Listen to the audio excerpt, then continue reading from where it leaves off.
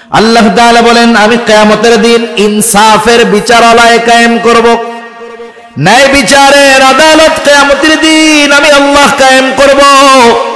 বাস্তব কথা, তিতা লাগলেও সত্য কথা, দুনিয়ার আদালতগুলোর মধ্যে ইনসাফ নাই, বেইনসাফি ভরা। এখানে যদি একটা ইনসাফ হয়, বেইনসাফি হয় হাজার হাজার, কিন্তু আল্লাহ তাআলার আদালতে কোনো বেইনসাফি নাই। আল্লাহ তাআলা বলেন, ওয়ানাদাউল মাওয়াজিনাল কিসত লিয়াউমিল কিয়ামাহ। শুধু তাই না, আল্লাহ তাআলা বলেন, ফালা তুযলামু নাফসুন শাইআ। সেই দিন কারো প্রতি সামান্য কোনো জুলুমও করা হবে না। শুধু তাই না, আল্লাহ তাআলা বলেন, ওয়া ইন কানা মিসকালা হাববাতিন মিন খারদালিন আতাইনা বিহা। দুনিয়াতে যদি কেউ কোনো সরিষা দানা পরিমাণ আমল করে, আতাইনা বিহা, ওইটারও আমি হাজির করব। সুবহানাল্লাহ। আল্লাহ তাআলা বলেন, শুধু হাজির করব তা নয়, ওই আমলের ব্যাপারে হিসাবও গ্রহণ করা হবে। আল্লাহ তাআলা বলেন, এত হিসাব কে করবে? আল্লাহ জবাব দেন, কাফা বিনা হাসিবিন। হিসাব নেওয়ার জন্য আমি আল্লাহই যথেষ্ট। প্রত্যেকটা নবী হিকমতওয়ালা, কোনো সন্দেহ নাই, কিন্তু হযরত লুকমান আলাইহিস সালাম কেন হিকমত গ্রহণ করলেন, নবুয়ত গ্রহণ করলেন না? ওনাকে যখন প্রশ্ন করা হলো, উনি তখন বললেন, শোনো, নিঃসন্দেহে নবুয়ত এটা অনেক সম্মানজনক একটা কাজ, কিন্তু আল্লাহ সুবহানাহু ওয়া তাআলা আমাকে নিজের থেকে নবুয়তের জিম্মাদারি দেন নাই, বরং আমাকে অপশন দিয়েছেন। আমি চাইলে নবুয়ত গ্রহণ করতে পারি, আমি চাইলে হিকমত গ্রহণ করতে পারি। নবুয়ত যদি আমি গ্রহণ করতাম, এই নবুয়তের যেই জিম্মাদারি, যেই দায়িত্বটা ছিল, যদি কখনো এই দায়িত্বের ভিতরে কোনো কমতি পড়তো, কোনো ত্রুটি বিচ্যুতি হতো, আল্লাহ তাআলার কাছে এই ব্যাপারে আমার জবাবদিহিতা করতে হতো। কিন্তু আল্লাহ তাআলা যদি নিজ থেকে সরাসরি আমাকে নবুয়ত দান করতেন, তাহলে আমার এই নবুয়তের জিম্মাদারি পালনের সব ব্যবস্থাপনা আল্লাহ তাআলা গ্রহণ করতেন। এজন্য নবুয়ত গ্রহণ করাটা আমার জন্য রিস্কের ছিল। আমি এই জন্য হিকমত গ্রহণ করেছি। হিকমত কাকে বলা হয়? তাফসীরের মধ্যে আসছে, হিকমত হলো প্রজ্ঞা, হিকমত হলো দ্বীনের পরিপূর্ণ বুঝ, হিকমত হলো স্বপ্নের তাবির তথা স্বপ্নের ব্যাখ্যা। হযরত লোকমানকে আল্লাহ তাআলা হিকমত দান করেছেন। উনি কত হিকমতওয়ালা মানুষ ছিলেন। এখন নয়, শুধু অতীতেও আরব জাতির মধ্যে হযরত লোকমানের হিকমতপূর্ণ ঘটনা, কথাগুলার প্রচলন ছিল। তাফসীরের মধ্যে, হাদিসের মধ্যেও হযরত লোকমানের এইরকম কিছু কিছু ঘটনা আছে।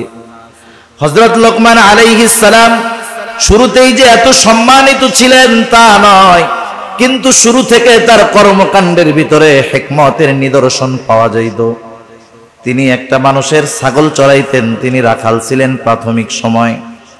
একদিন ওই ছাগলের মালিক এসে বলে, ও লোকমান, তুমি আমার জন্য একটা ছাগল জবাই করবা, আর ছাগলের সবচাইতে সুস্বাদু জায়গার গোশত আমার জন্য নিয়ে আসবা। হযরত লোকমান আলাইহিস সালাম একটা ছাগল জবাই করার পর ওই ছাগলের হৃৎপিণ্ড আর জিহ্বার গোশতটা নিয়ে মালিকের সামনে হাজির। মালিক এবার বলতেছে, লোকমান, যাও আর একটা ছাগল জবাই করো, এই ছাগলের সবচাইতে নিকৃষ্ট জায়গার গোশত তুমি আমার সামনে হাজির করবা। এইবার হযরত লোকমান আর একটা ছাগল জবাই করলেন। এইবারও তিনি হৃৎপিণ্ড আর জিহ্বার গোশত নিয়ে হাজির হয়ে গেলেন। মালিক জিজ্ঞাসা করতেছে, ও লোকমান, তুমি কি আমার সাথে মজা করতেছো নাকি? তোমাকে সবচাইতে উত্তম জায়গার গোশত আনতে বললাম, তুমি হৃৎপিণ্ড আর জিহ্বার গোশত আনছো।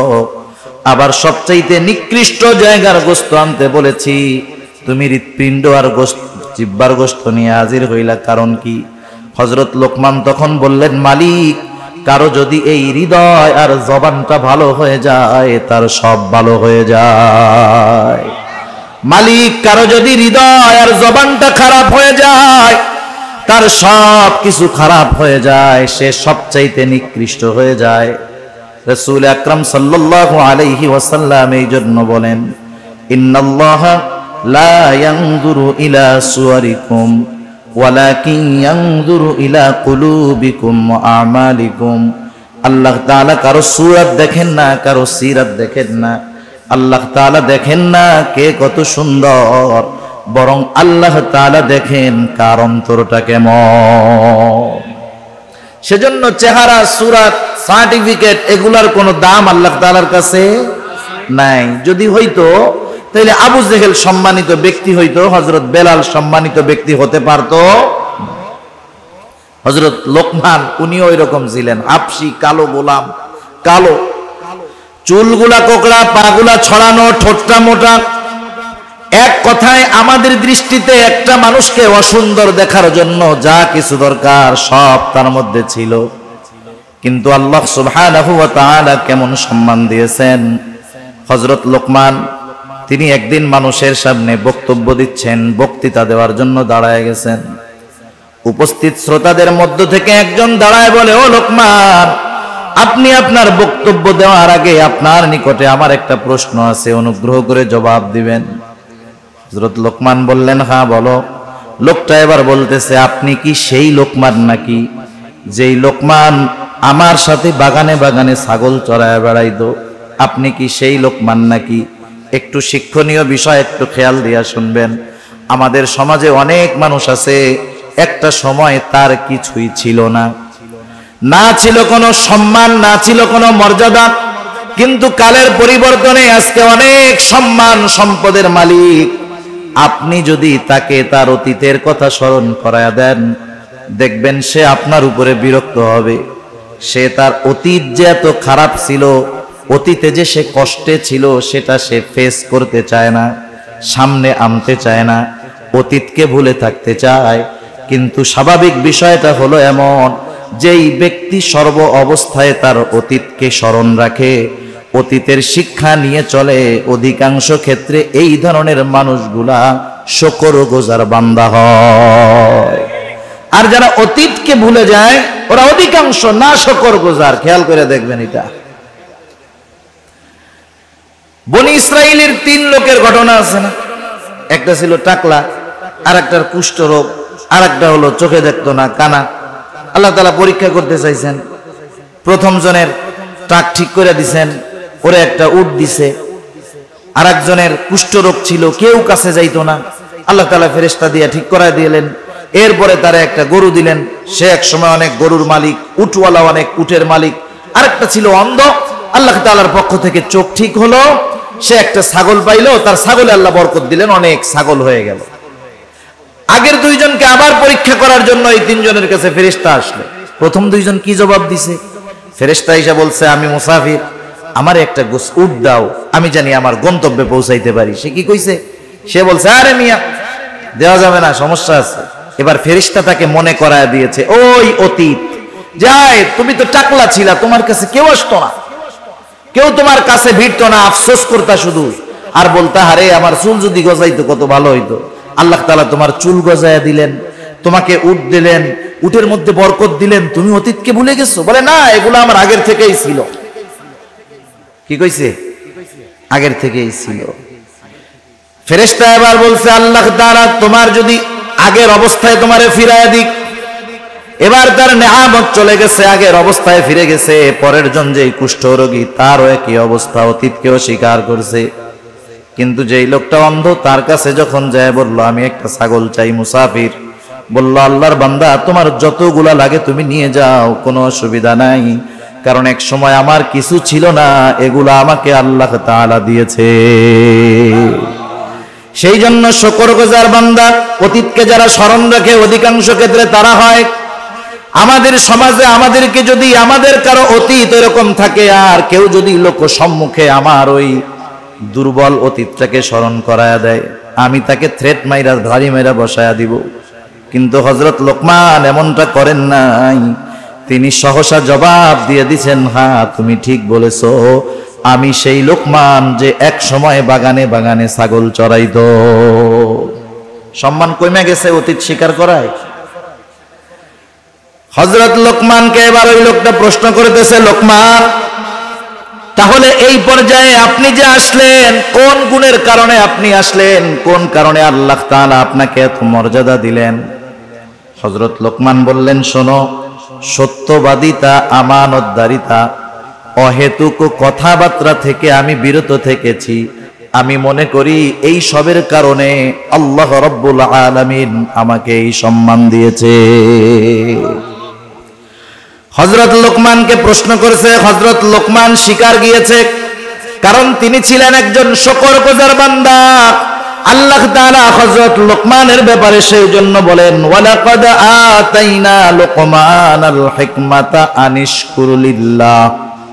আমি লোকমানকে হিকমত প্রদান করেছি আনিশকুর লিল্লাহ, যাতে সে আল্লাহ তাআলার শুকরগুজার করে, আল্লাহ তাআলার কৃতজ্ঞতা প্রকাশ করে। এখান থেকে এক নম্বর শিক্ষণীয় আমাদের জন্য হলো, আমরা যখন কোনো নেয়ামত প্রাপ্ত হব, যখন কোনো নেয়ামত পাবো, আমরা শুকর আদায় করব কার? আল্লাহ তাআলার শুকরিয়া আদায় করব। বলেন তো, আমরা যদি শুকরিয়া আদায় না করি, আল্লাহ তাআলার কৃতজ্ঞতা প্রকাশ যদি আমরা না করি, আল্লাহ তাআলার সম্মান কমে যাবে? কমবে না। আল্লাহ তাআলার যদি শুকর আদায় আমরা না করি, আল্লাহ তাআলার সম্মান কমবে না।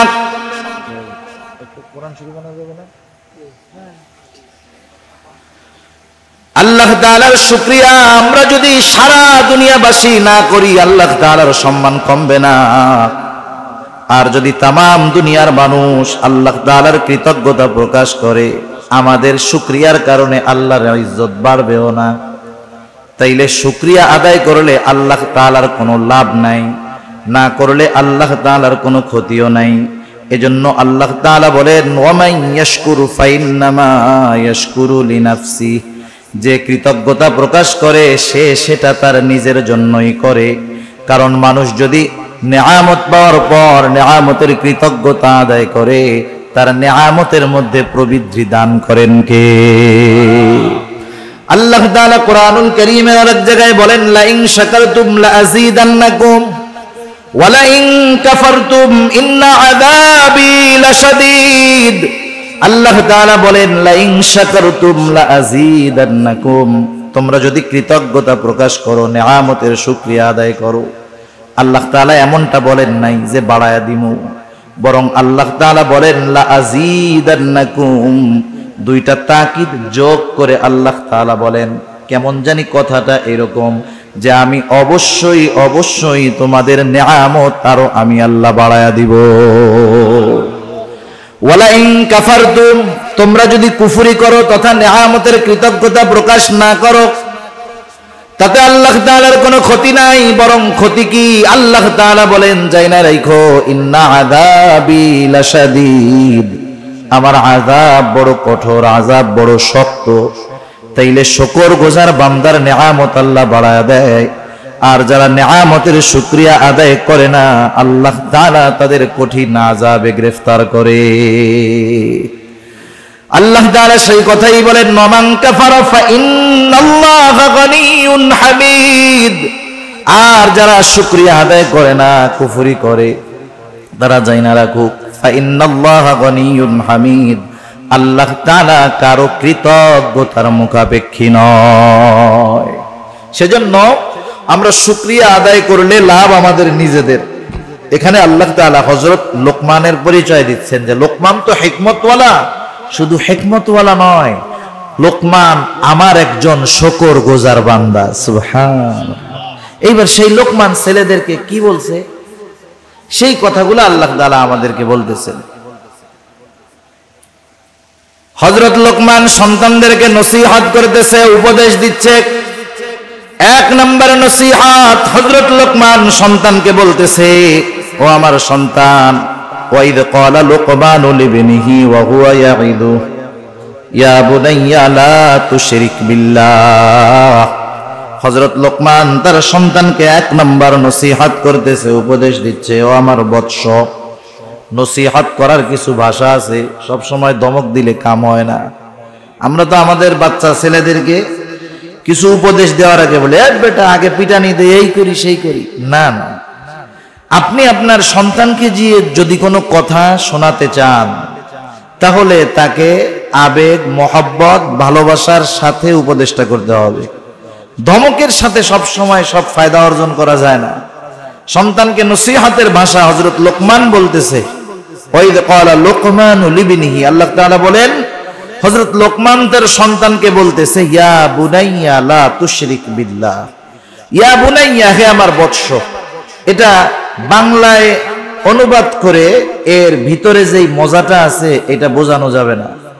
আপনাকে যদি বাংলাদেশ নয় তামাম দুনিয়ার শ্রেষ্ঠ একজন আর্টিস্ট একটা আপেল অথবা কমলা আইকা আপনার সামনে দিয়া বলে এটা খুব মজা না খাইতে, আপনি দেখবেন ঠিক, কিন্তু এর মজা বোঝা যাবে না। সেজন্য আরবি ভাষাটা না অনুধাবন করতে না পারলে এর মূল মজা তর্জমায় বোঝা যায় না। সেজন্য যারা আলেম আছে, মাদ্রাসা আছে, এরা বোঝে কোরআন তর্জমা পড়ার আগে 4-5 বছর তার আরবি ভাষা ব্যাকরণ নিয়ে পড়া লাগে। কেন?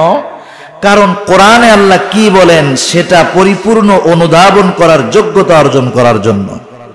এখন তো আমার নেই, একটু ভাষাগত জ্ঞান থাকলেই মনে করে আমার চাইতে বড় আর কে জানে, ঠিক না? হযরত লোকমান বলতেছেন, ইয়া বুনাইয়া লা তুশরিক বিল্লাহ, এই ইয়া বুনাইয়ার মধ্যে মায়া, মমতা, স্নেহ, মোহাব্বত, ভালোবাসার বহির প্রকাশ আছে।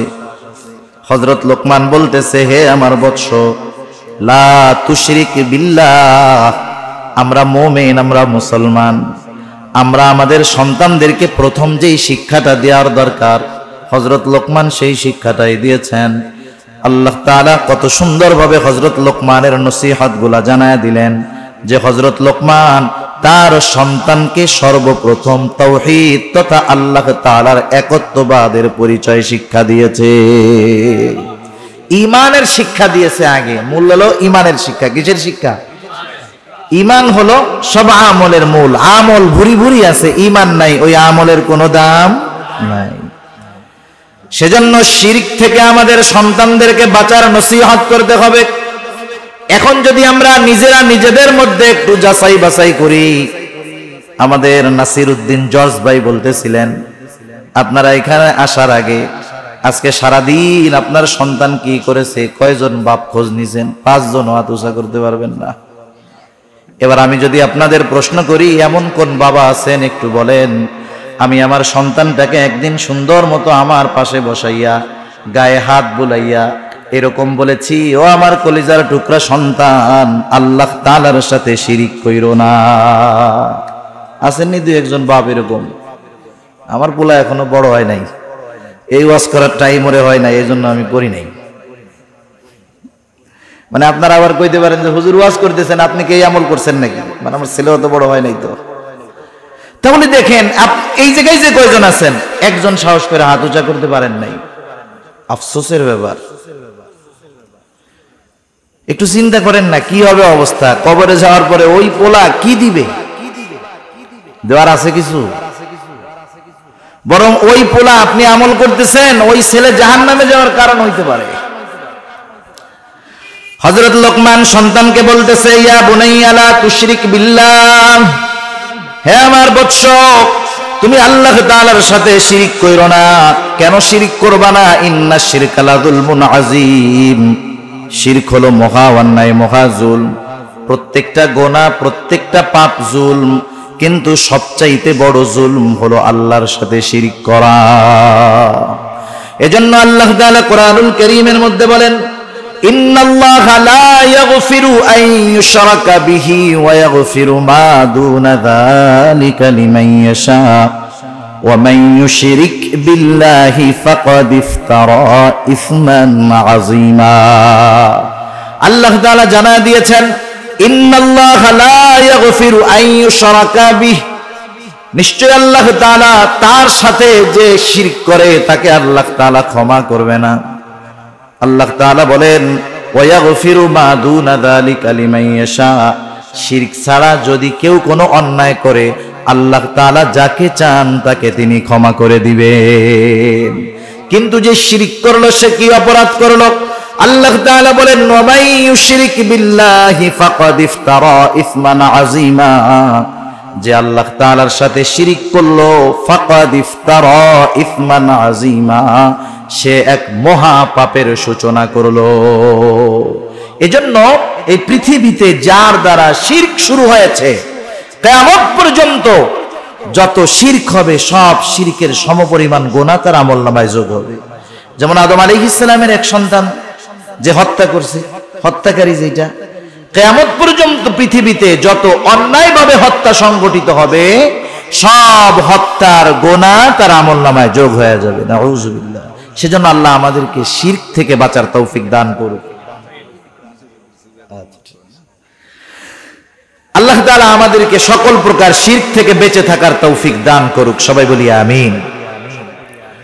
সেজন্য আমাদের দ্বারা জানি নতুন কোন শিরকের আবির্ভাব না ঘটে। এই যে অনেক সময় নতুন নতুন মাজার গজায়, শুনছেন না আপনারা?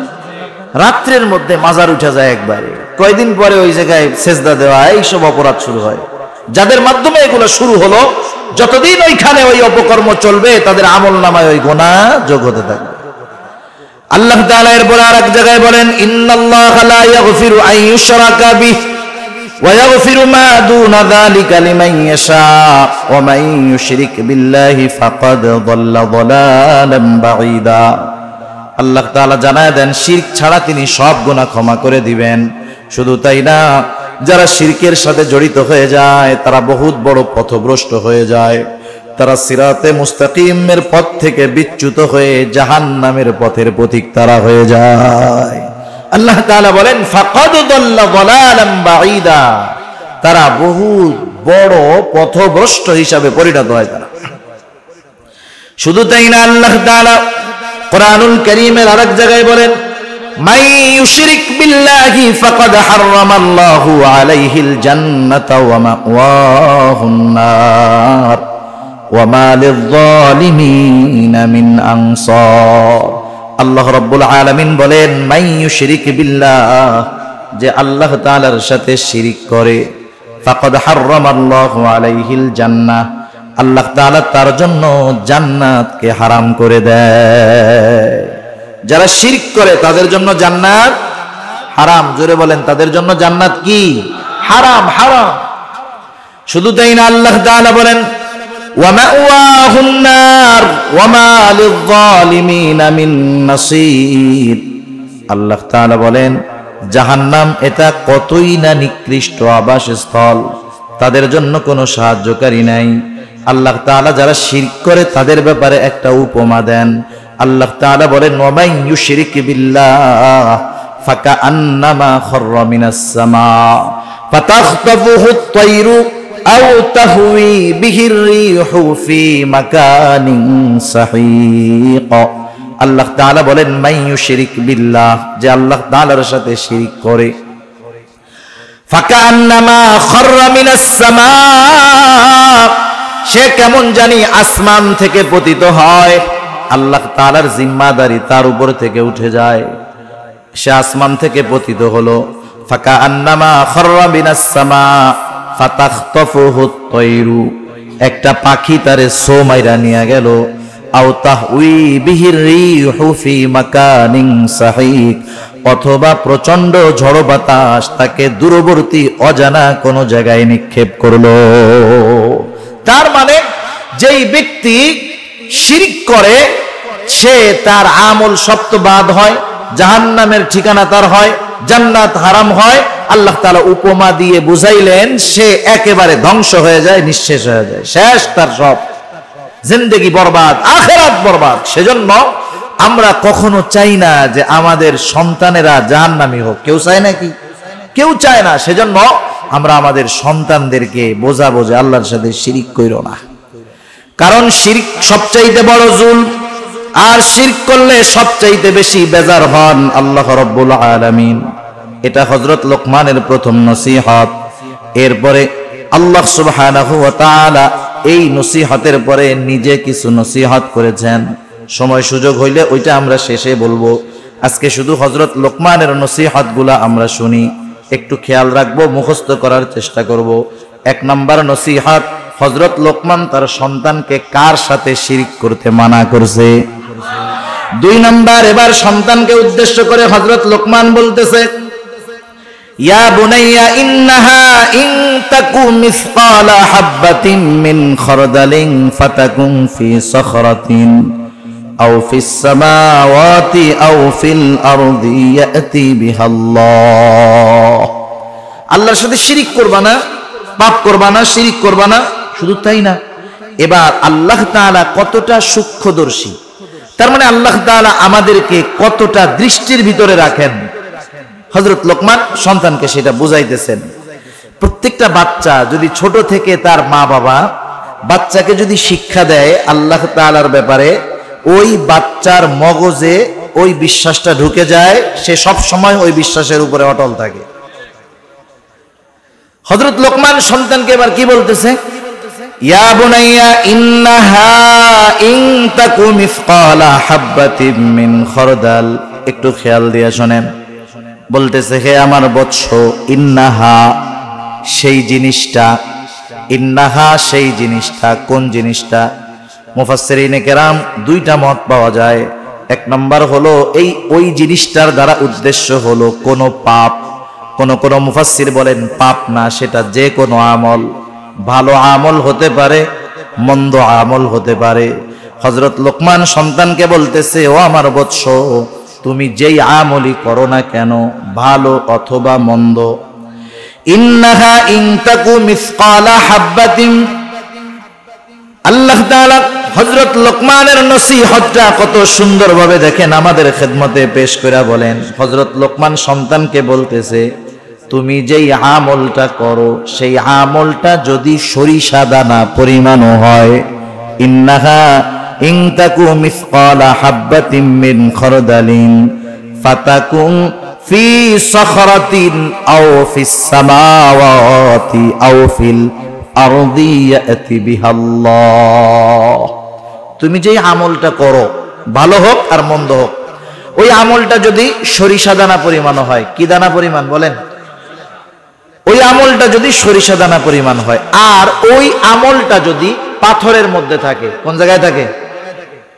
হযরত আনাস রাদিয়াল্লাহু তাআলা আনহু হতে বর্ণিত হাদিস, কোন মানুষ যদি দুনিয়াতে এমন কোন জায়গায় কোন আমল করে, এমন কোন পাথরের মধ্যে আমল করে যেই পাথরের কোনো জানালা নাই, কোনো দরজা নাই, একেবারে আটকানো, ওই পাথরের মধ্যেও কোনো মানুষের যদি কোনো আমল থাকে, কিয়ামতের দিন সেই আমল হাজির করবে কে? আল্লাহ তাআলা কোরআনুল কারীমের মধ্যে বলেন, ওয়ানাদাউল মাওয়াজিনাল কিসতা লিয়াউমিল কিয়ামাতি ফালা তুযলামু নাফসুন শাইআ ওয়া ইন কানা মিসকালা হাববাতিন মিন খারদালিন আতাইনা বিহা ওয়া কাফা বিনা হাসিবিন। আল্লাহ তাআলা বলেন, আমি কিয়ামতের দিন ইনসাফের বিচারালয় কায়েম করব, ন্যায় বিচারের আদালত কিয়ামতের দিন আমি আল্লাহ কায়েম করব। বাস্তব কথা, তিতা লাগলেও সত্য কথা, দুনিয়ার আদালতগুলোর মধ্যে ইনসাফ নাই, বেইনসাফি ভরা। এখানে যদি একটা ইনসাফ হয়, বেইনসাফি হয় হাজার হাজার, কিন্তু আল্লাহ তাআলার আদালতে কোনো বেইনসাফি নাই। আল্লাহ তাআলা বলেন, ওয়ানাদাউল মাওয়াজিনাল কিসতা লিয়াউমিল কিয়ামাহ। শুধু তাই না, আল্লাহ তাআলা বলেন, ফালা তুযলামু নাফসুন শাইআ। সেই দিন কারো প্রতি সামান্য কোনো জুলুমও করা হবে না। শুধু তাই না, আল্লাহ তাআলা বলেন, ওয়া ইন কানা মিসকালা হাববাতিন মিন খারদালিন আতাইনা বিহা। দুনিয়াতে যদি কেউ কোনো সরিষা দানা পরিমাণ আমল করে, আতাইনা বিহা, ওইটারও আমি হাজির করব। সুবহানাল্লাহ। আল্লাহ তাআলা বলেন, শুধু হাজির করব তা নয়, ওই আমলের ব্যাপারে হিসাব গ্রহণ করা হবে। আল্লাহ তাআলা বলেন, এত হিসাব কে করবে? আল্লাহ জবাব দেন, কাফা বিনা হাসিবিন। হিসাব নেওয়ার জন্য আমি আল্লাহই যথেষ্ট। হযরত লোকমান সন্তানদের এই কথা শিক্ষা দিচ্ছে, বাজান তুমি হয়তো আমার সামনে পীর সাহেব হয়ে থাকবা, কিন্তু তুমি যখন রাত্রেবেলা রুমের মধ্যে দরজা আটকাইবা, ওয়াইফাই লাইনটা দিবা, গুনাহ করবা, পাপ করবা, আমার সামনে তো তোমার মতো ভালো ভদ্র আর কেউ নেই, তুমি আমার অগোচরে যায় অপরাধ করবা, গুনাহ করবা, মনে কইরো না যে আল্লাহ তাআলা দেখবে না, আল্লাহ সব দেখবে। হযরত লোকমান সেই কথাই বলেন, ও আমার বৎস, তোমার কোনো আমল যদি সরিষা দানা পরিমাণও হয়, ওই আমলটা যদি পাথরের মধ্যে থাকে, শুধু তাই না, মিসকালা হাব্বাতিন মিন খরদালিন ফাতাকুম ফি সখরাতিন, সেটা যদি পাথরের মধ্যে থাকে, আও ফিস সামাওয়াত, সেটা যদি আসমানেও থাকে, আও ফিল আরদ, সেটা যদি জমিনের সাথেও মিশে থাকে, আল্লাহ তাআলা সেই আমলটা হাজির করবেন। ইয়াতি বিহাল্লাহ, ওই আমলটাও হাজির করবে কে? আল্লাহ তাআলা কেন হাজির করতে পারেন? কারণ আল্লাহ তাআলা ইন্নাল্লাহা লাতীফুন খাবীর, কারণ আল্লাহ তাআলা হলেন সব খবর জানে, শুধু তাই না, সূক্ষ্ম দ্রষ্টা। সূক্ষ্ম থেকে সূক্ষ্মাতীত সব বিষয়ের খবর আল্লাহ তাআলার কাছে আছে। আরে আমল সংগঠিত হওয়ার পরে তো সেটা আল্লাহ তাআলা জানেন। আমি যখন কোনো আমল করার চিন্তা করি, বদ আমলের চিন্তা করি, সেটারও খবরও যিনি জানেন তিনি কে? আল্লাহ তাআলা সূরাতুল কাফের মধ্যে বলেন, ওয়ালাকাদ খালাকনাল ইনসানা ওয়া না'লামু মা তুওয়াসওয়িসু বিহি নাফসুহু ওয়া নাহনু আকরাবু ইলাইহি মিন হাবলিল ওয়ারিদ।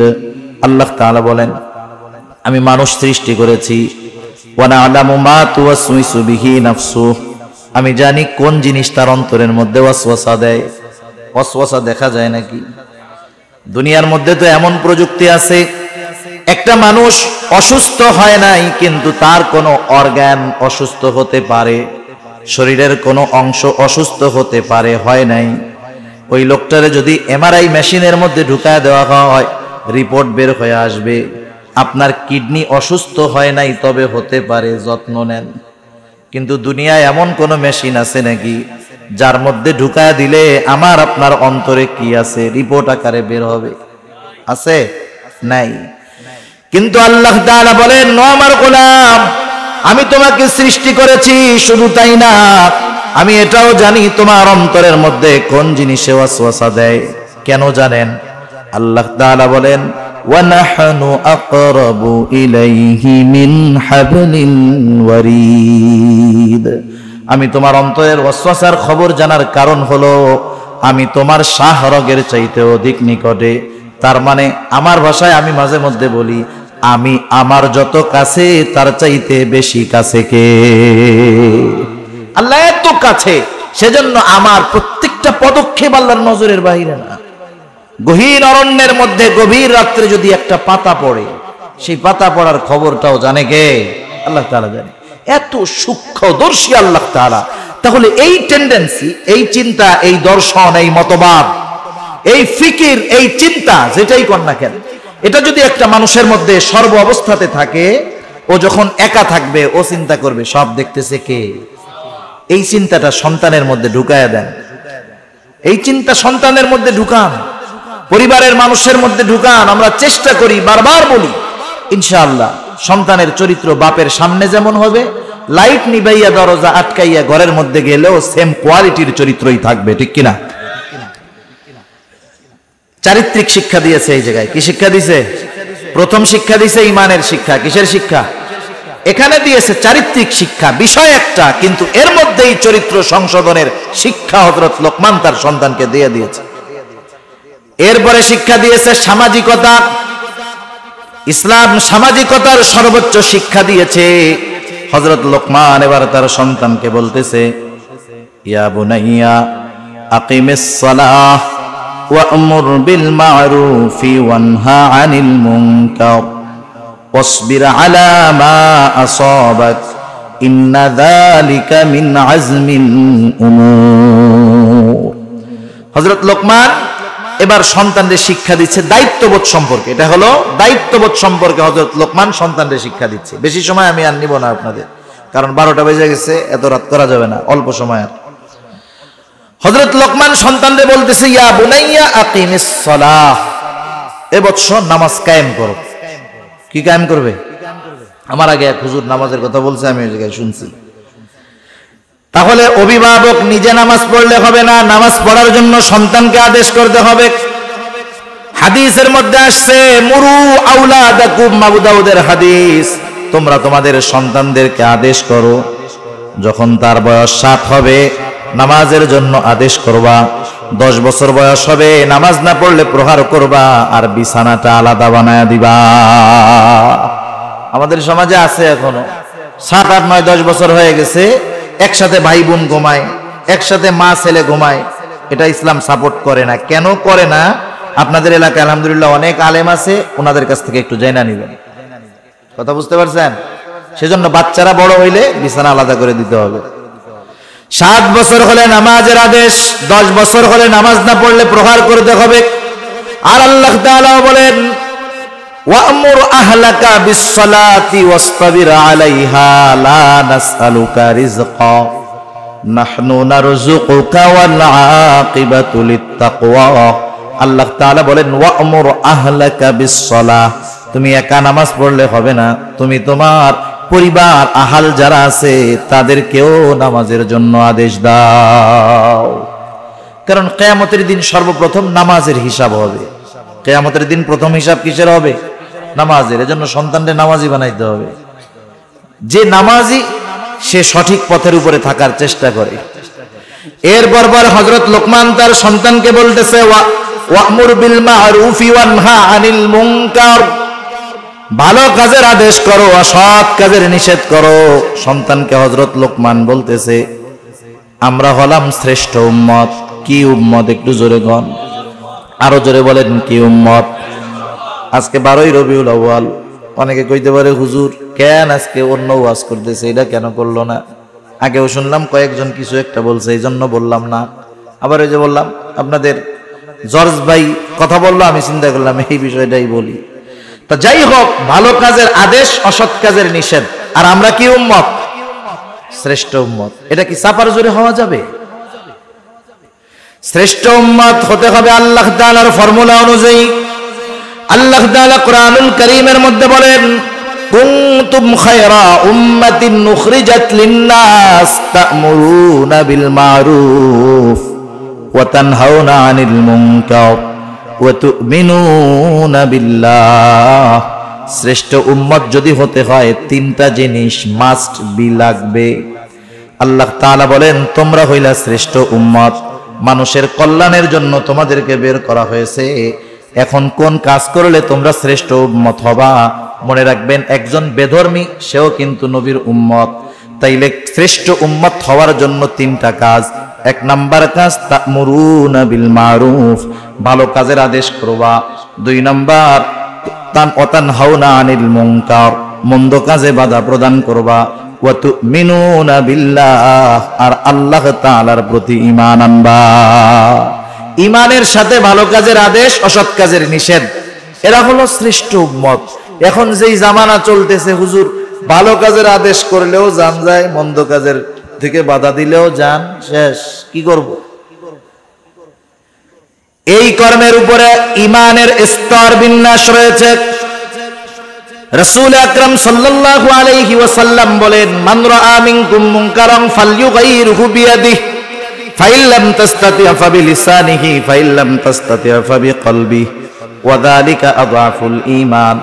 নবীজি সাল্লাল্লাহু আলাইহি ওয়াসাল্লাম বলেন তোমাদের মধ্যে কেউ যখন কোনো মন্দ কাজ দেখবে, অন্যায় কাজ দেখবে, ফালইয়ুগাইরহু বিয়াদিহি, সে কাজটা শুধু থামায়া দিবে তা নয়, ফালইয়ুগাইরহু বিয়াদিহি, কাজটাকে সে পরিবর্তন করে দিবে। তার মানে হচ্ছে গুনার কাজ, ওটা থামাবে তো থামাবে, সাথে সাথে ওই জায়গায় একটা ভালো কাজ চালু করে দিবে। বোঝা গেছে? এইরকম পাওয়ার যার আছে। ঈমানের দাবি হলো তার যদি সক্ষমতা থাকে সে এই মন্দ কাজ থামায়া ওই জায়গায় একটা ভালো কাজ চালু করে দিবে। এখন এই ক্ষমতা আমাদের নাই। যদি মন্দ কাজে বাধা দিতে চাই জান শেষ। নবীজি বলেন ফাইন লাম তাসতাতি' ফাবিলিসানি, সে যদি ওই মন্দ কাজকে বাধা দিয়া পরিবর্তন করতে অক্ষম হয়, সে জবানের দ্বারা বাধা প্রদান করবে, নিষেধ করবে। নিষেধটা সে যে কোনো ভাবে করতে পারে, কারণ দাওয়াতের বহুত পদ্ধতি আছে। একই কাজ যদি আপনার ছেলে করে আপনি তাকে বাধা দিয়া ধোলাই মন মতো দিতে পারবেন, কিন্তু পাশের একজন যদি করে আপনি ধমক দিতে পারবেন, মাগার ধোলাই দিতে পারবেন না, কারণ ওই জায়গায় ওই পাওয়ার আপনার নাই। সেই জন্য ক্ষেত্র বিশেষ দাওয়াতের পদ্ধতি হলো, কিছু কিছু জায়গায় শক্ত ভাষায় দাওয়াত হবে, কিছু কিছু জায়গায় নরম ভাষায় দাওয়াত হবে। এই জন্য নবীজির বয়ান তথা খুতবার মধ্যে কখনো পাওয়া যাইত তিনি রাগান্বিত স্বরে বক্তব্য দিতেন, নবীজির চেহারাগুলা লাল হয়ে যাইত। আবার কিছু কিছু সময় নবীজি বক্তব্য দিতেন, সাহাবারা কান্নায় জর্জরিত হয়ে যাইত। জবানের দ্বারা বাধা প্রদান করবে, ধমক দিয়া আবার বড় মানুষ যদি করে তারা তো ধমক দেওয়া যাবে না, তারা তো বুঝাইতে হবে চাচা কামটা ভালো না, কয়দিন পরে মইরা যাবেন, দাড়ি পাইকা গেছে, চামড়া ঝুলে গেছে, আজরাইল চারপাশ দিয়ে ঘুরতেছে, বাদ দেন না, এই যে কাজ হয়ে গেল না। আর ছোট মানুষটা যদি আপনি অপরাধ করার পরে পায়ে ধরে কন বাদর পায়ে ধরে তুই করিস না, কাজ হবে না। যেখানে যেরকম ভাবে বাধা দেওয়া সেই জায়গায় সেরকম ভাবে দিতে হবে। এখন আপনি আমি যদি মুখ দিয়ে বা জবান দিয়ে বাধা প্রদান করতে চাই তাও বিপদ আছে। নবীজি সাল্লাল্লাহু আলাইহি ওয়াসাল্লাম বলেন, ফাইল্লাম তাসতাতি ফা বিকলবিহি ওয়া যালিকা আযাফুল ঈমান। কেউ যদি জবানের দ্বারা বাধা প্রদান করতে অক্ষম হয়, সে অন্তরের দ্বারা বিষয়টাকে ঘৃণা করবে। কোন জায়গায় যদি কোনো অপরাধ সংগঠিত হয়, কথার কথা আপনাদের এলাকায় একটা অপরাধ হচ্ছে, আর এক লোক উমরা হজ পালন করতে গেছে সৌদি আরব, একবারে হারামের মধ্যে আছে, তাওয়াফরত অবস্থায় আছে, বাইতুল্লাহর সামনে আছে। একজন ফোন দিছে, ভাই এলাকায় তো এই কাম হয়েছে, এটা করছে, সাইজ করে দিব নাকি? উনি ওই জায়গার থেকে বলছে, সাইজ করে দেয়, আমার কিছু কওয়া লাগে নাকি? এবার দিয়া অপরাধ একটা সংগঠিত হয়ে গেল, ঠিক না? উনি আছে কই? মক্কা শরীফ। উনি যদিও এই অপরাধ যেখানে হচ্ছে সেখানে নাই, কিন্তু এটাকে সমর্থন দেওয়ার কারণে উনি ওই অপরাধীদের শামিল। আর একজন দুর্বল মানুষ, এক জায়গায় অপরাধ সংগঠিত হচ্ছে, ওই অপরাধ যেখানে হচ্ছে সেই জায়গায় সে আছে, কথা বুঝেন নাই? সেই জায়গায় সে আছে, কিন্তু বাধা দেওয়ার মতো ক্ষমতা নাই। অন্তরে কইতেছে, আল্লাহ আমি যাইফ, আমি দুর্বল, বাধা দেওয়ার ক্ষমতা আমার নাই, আপনি আমারে মাফ করেন।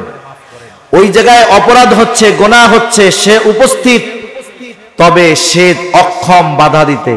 সে যদিও ওই জায়গায় আছে, কিন্তু আল্লাহ তাআলার কাছে তার অক্ষমতা প্রকাশ করার কারণে সে যেন কেমন যেন ওই গুনার সাথে তার কোনো সম্পৃক্ততা নাই। সেজন্য নবীজি বলেন, কমপক্ষে অন্তরের দ্বারা ঘৃণা করবে, এটা হলো দুর্বল ঈমানের পরিচয়। সেই জন্য আমরা যে যেখান থেকে পারি ভালো কাজের আদেশ, অসৎ কাজের নিষেধ করব। এরপরে বলেন, এই কাজ করতে গেলে বাধা আসতে পারে। এই জন্য হযরত লোকমান তার সন্তানকে বলেন, ওয়াসবির আলা মা আসাবাক ইন্না যালিকা মিন আজমিল উমুর। এই কাজ করতে গিয়া যদি কখনো বিপদ আপদ আসে, ওয়াসবির, তুমি সবর করো, মুসিবত আসলে সবর করো, ইন্না যালিকা মিন আজমিল উমুর, নিশ্চয় এটা বড় জটিল এক কাজ, এটা বিশাল এক জিনিস, সাধারণ কাজ না। এরপরে হযরত লোকমান সন্তানকে সামাজিকতা শিক্ষা দিচ্ছে, মানুষের সাথে কিভাবে মিশতে হবে। হযরত লোকমান সন্তানকে বলতেছে, ওয়ালা তুসাইর খাদ্দাকা লিন্নাসি ওয়ালা তামশি ফিল আরদি মারহা। 10 মিনিট কষ্ট হইতেছে নাকি আপনাদের? আর 10-15 মিনিট সর্বোচ্চ। ওয়ালা তুসাইর খাদ্দাকা লিন্নাসি ওয়ালা তামশি ফিল আরদি মারহা।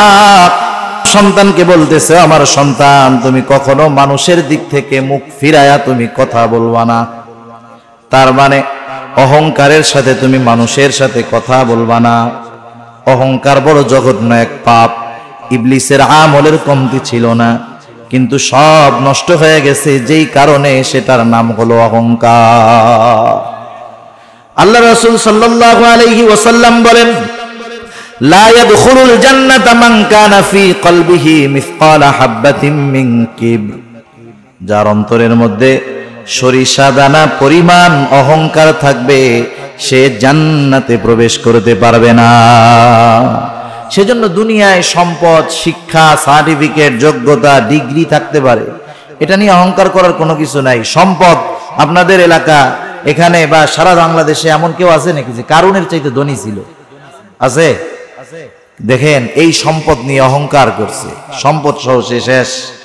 ক্ষমতার দিক দিয়ে যদি হিসাব করেন, ফেরাউন, নমরুদ, হামান, বখতে নসর, এদের মতো ক্ষমতাওয়ালা কেউ নাই, অথচ অহংকার করেছে, অবাধ্য হয়েছে, সীমা লঙ্ঘন করেছে, সব শেষ। ইবলিসের মতো আমলের কোনো অভাব নাই, আমলদার কেউ ছিল না, অহংকার করেছে, সব শেষ। এজন্য আল্লাহর নবী বলেন, আল্লাহ তাআলা বলেন, আল কিবরিয়া রিদাই, অহংকার হলো আমার চাদর। সেই জন্য আমরা অহংকার করব না।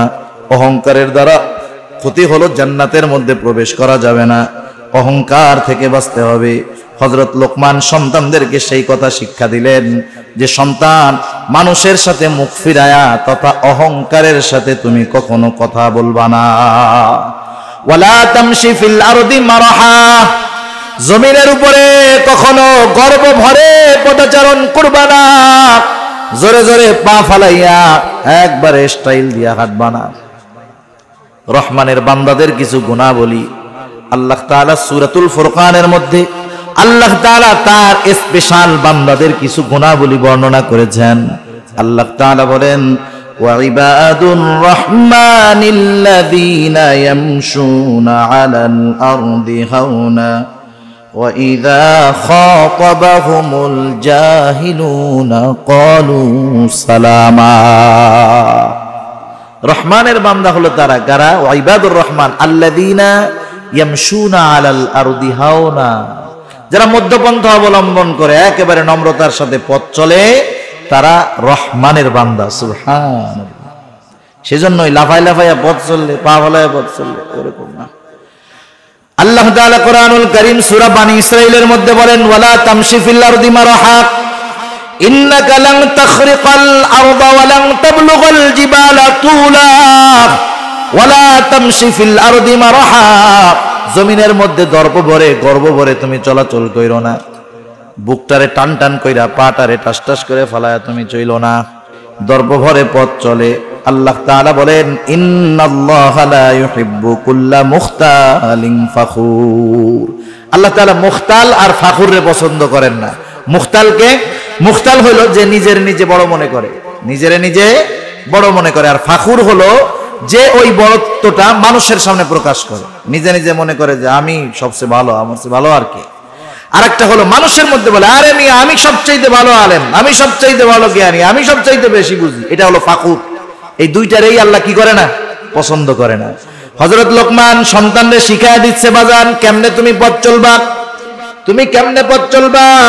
হযরত লোকমান সন্তানকে বলতেছে, ওয়াকসির ফি মাশিকা ওয়াগদুদ মিন সাউতিক ইন্না আনকারাল আসওয়াত লাসাউতুল হামির। হযরত লোকমান সন্তানকে বলতেছে, তুমি জমিনের মধ্যে মধ্যম পন্থা অবলম্বন করে হাঁটবা, অতি দ্রুত গতিতে হাঁটবা না, ইহুদি খ্রিস্টানদের মতো আস্তে আস্তে হাঁটবা না, মধ্যম পন্থা অবলম্বন করে হাঁটবা। আর একটা উপদেশ শিক্ষা দিল যে তুমি তোমার কণ্ঠস্বরকে একটু নিচু কইরা রাখবা। ওয়াগদুদ মিন সাউতিক, তুমি তোমার কণ্ঠস্বরকে উচ্চ আওয়াজে কোনো আওয়াজ করবা না, কণ্ঠস্বরকে নিম্নে রাখবা।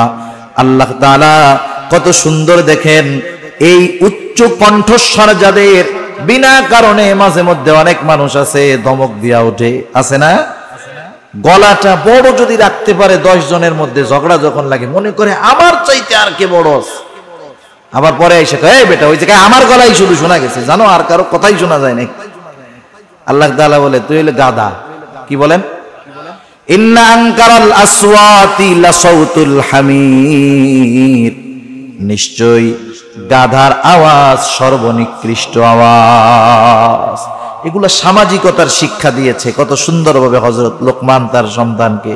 নৈতিকতার শিক্ষা, ঈমানের শিক্ষা, গুনার থেকে বাঁচার শিক্ষা, মানুষের সাথে চলাচল আচরণের শিক্ষা হযরত লোকমান সন্তানকে দিয়েছে। বাবা হিসেবে উনি যেমন নসিহত করেছেন, অনুরূপ ভাবে আমাদের প্রত্যেকের উচিত, যারা বাবা হয়েছেন, যারা হবেন, এই নসিহতগুলা জানা, আবেগ মোহাব্বত ভালোবাসার সাথে সন্তানদেরকে এই নসিহতগুলা করা।